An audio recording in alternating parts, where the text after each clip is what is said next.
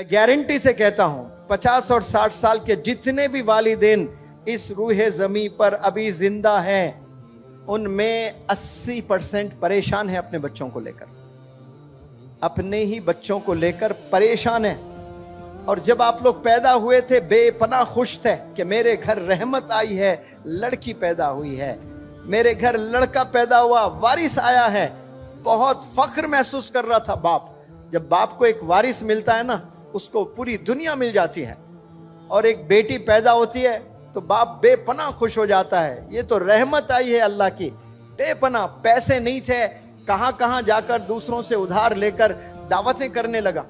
बहुत खुश था, बच्चों को अच्छे अच्छे कपड़े लाने लगा, खिलौने लाने लगा। जेब में पैसे नहीं है, लेकिन दोस्त से उधार लेकर छोटे छोटे खिलौने, जाकर बाजार से चॉकलेट लाने लगा, आइसक्रीम खिलाने लगा, पार्क ले जाने लगा, क्या क्या सब करने लगा। इसका सिला 15 साल में नौजवान बच्ची दे रही है किसी के साथ भागकर। इसका सिला नौजवान दे रहा है ड्रग्स में इन्वॉल्व होकर।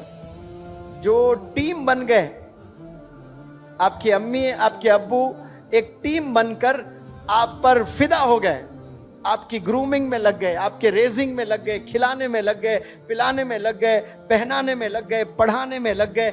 सारे आपके लिए काम दोनों मिलकर एज ए टीम कर रहे हैं। और 15 साल के बाद आप रिवेंज ले रहे हो, बदला ले रहे हो, जलील कर रहे हो अपने वालिदैन को। सोचने की बात है, जिसने जिंदगी फिदा कर दी आप पर, उसको आप तमाशा मारते हो मुंह पर। जिसने अपना खून पसीना लगा दिया आप पर, आप उसको रुलाते हो, आप उसको परेशान करते हो।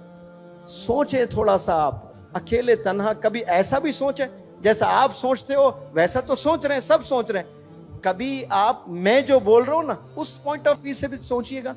अरे हाँ भाई, सर जो बोल रहे हैं सही तो कह रहे हैं। दोनों मिलकर ये जिंदगी फिदा हो गए मेरे पर, मुझ पर अपने आप को खपा दिए। ये दोनों मेरे लिए ही जी रहे हैं लोग। इनका कोई और मकसद नहीं है, कोई एम नहीं है। बस इनका एम ये है कि मुझे पढ़ाएं, मुझे खिलाएं, मुझे पहनाएं, मुझे अच्छी जिंदगी दें। और वापस मैं क्या दे रही हूं मेरे अब्बू को, मेरे अम्मी को? मैं जलील कर रही हूं। मस्जिद जाने डर रहे हैं मेरे वालिद नमाज को लिए।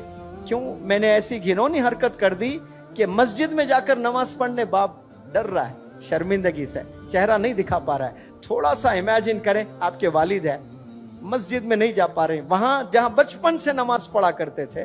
आज आपने ऐसी हरकत कर दी जो वालिद मोहल्ले में किसी के मुंह दिखाने लायक नहीं रहे। आपकी हरकतों से ड्रग्स में इन्वॉल्व, शर्म आ रही है बाप को। गलियां बदलकर दूसरे गलियों से जा रहा है। ये नौजवान ऐसे तोहफे दे रहे हैं अपने वालिदैन को। फख्र महसूस करना, प्राउड फील करना, डैड आपके मॉम प्राउड फील करना, मेरी बेटी खुश होना। वालिदैन प्यारे बच्चों मर जाते हैं, कसम खुदा की उनकी दुआएं जिंदा रहती है। जो दुआएं आप लोग को किए थे ना वो माजी में, कभी रातों में किए, कभी जुमे में किए, कभी रोजे की हालत में किए, कभी इफ्तार करते हुए आंख से आंसू बहाए आप लोग के मुस्तकबिल के लिए। वालिद तो इंतकाल हो गया, वालिद की दुआ जिंदा रहती है। माँ इंतकाल हो गया, माँ की दुआएं जिंदा रहती है। तो देखने के लिए वालिदैन जिंदा नहीं होते हैं, लेकिन वो दुआएं जिंदा रहती है और वो दुआएं आपको बुलंदियों पर ले जाती हैं। और आज उफ भी नहीं कहना है, आप उफ तो दूर हाथ भी उठा रहे हैं, तेज आवाज में बात कर रहे हो, ऊंची आवाज में बात कर रहे हो, वालिदैन को रुला रहे हो आप लोग। ये रवैये को बदलिए, आप रिस्पेक्ट करना शुरू करें। फिर देखें इंशाअल्लाह अल्लाह कैसे आपको चमकाएगा। सब लोग को चमकने का शौक है, कामयाबी का शौक सबको है। फार्मूला आपके पास घर में है, कामयाब होने का फार्मूला आपके घर में है, दीन में भी दुनिया में भी। जन्नत में जाना चाहते हो तो बाप दरवाजा है, बाप को रुलाकर दरवाजा लॉक पड़ा हुआ है, नहीं जा पाओगे आप। माँ के कदमों के नीचे जन्नत है। माँ को रुलाकर, माँ को सताकर जन्नत के ख्वाब ना देखा करें आप लोग।